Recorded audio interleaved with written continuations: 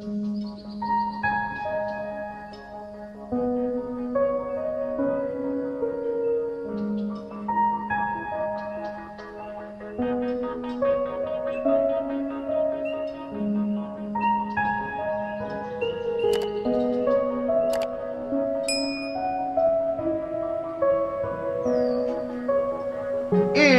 you stay and you're sin by yourself, you'll stay sinning and you'll never improve. But if you do not remember the sin, if you do not remember the mistake that was made as a nation, you will never do Tshuvah. You will never get out of your own way. You'll never rebuild the Beit HaMikdash. A nation that does not know its past certainly does not have a good future.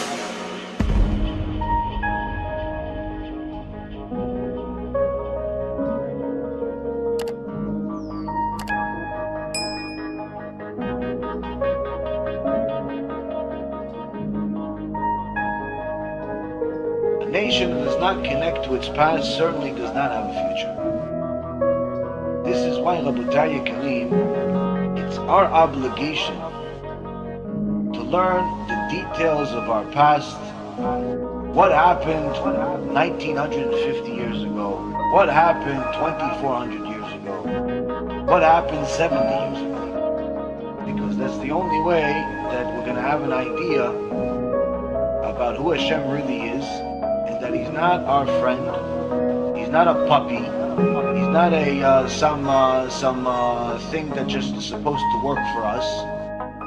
And this was the mistake that Adam HaRishon made. The first sin, when the serpent came and said, no, listen, Hashem doesn't want you to touch the tree. Touch it. See, I touched it. At that moment, the serpent convinced Chava that Hashem is just there to give you stuff. Why?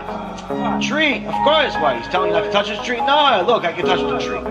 Why? It's all about touching the tree, not touching the tree. Eat the tree, don't eat the tree. It's just about that. It's not about Hashem said, therefore don't do it. Hashem said, therefore do it.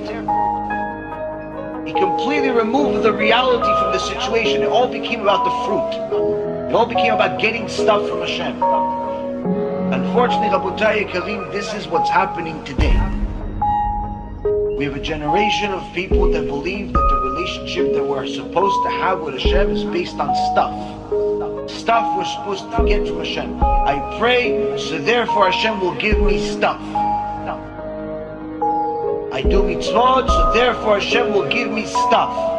If He doesn't give me stuff, then why should I pray then? Why should I pray? Because He's not going to give me stuff. Therefore, if your relationship with HaKadosh Baruch Hu is based on stuff, I do it, therefore He's going to give me stuff. And if He doesn't give me stuff, therefore I'm not really going to want to do it. That type of mentality will ultimately lead to complete kfirah, complete heresy, and abandonment of Torah and mitzvot, because it was never real to begin with. It says in Sefer Sfarim, Hashem tests those He loves. One of the tests is by not giving them what they want. See how they react. Do you still love me? You look for a zivug. How many years? 2, 3, 4, 5, 6, 7 years, 10 years you're looking for a zivug? I didn't give it to you. You still believe me?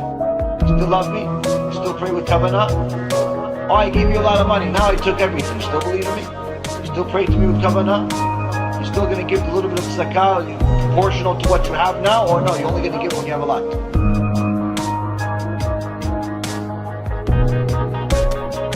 A nation that does not connect to its past certainly does not have a future. This is why, Rabotai Karim, it's our obligation to learn the details of our past. What happened 1950 years ago?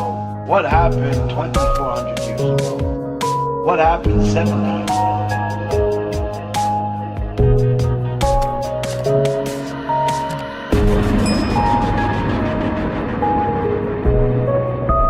Kadosh Baruch Hu does not want to punish us. How could it be? People say, where was God during the Holocaust? What do you mean? He's the one that did it. So what do you mean? You just said God doesn't want to punish. He doesn't want to punish. So what happens? So how does this work? This is the verse that explains it. HaKadosh Baruch Hu does not want to punish us. But what happens is that he withdraws his hand. That's blocking the enemy from eating us alive. When we distance ourselves from him. It's not that he punishes us. It's that he is protecting us.